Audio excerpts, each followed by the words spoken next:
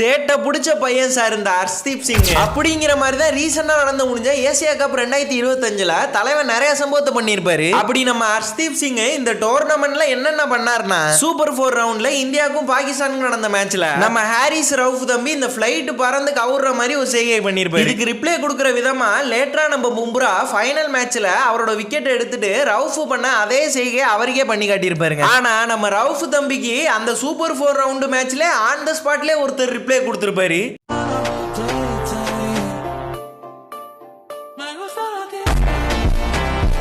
இந்தியாவுக்கும் பாகிஸ்தானுக்கும் நடந்த ஃபைனல் மேட்ச்ல நம்ம சஞ்சு சாம்சனோட விக்கெட்டை அப்ரார் எடுத்துட்டு சாம்சனை பார்த்து நக்கலா லைட்டா அவரோட தலையாட்டிருப்பாரு. இந்த விஷயத்தை நோட் பண்ண நம்ம ஹர்ஷ்தீப் சிங் இந்த மேட்சை நம்ம இந்தியா வின் பண்ணதுக்கு அப்புறமா அவரோட இன்ஸ்டாகிராம்ல என்ன போஸ்ட் போட்டிருப்பாருன்னா,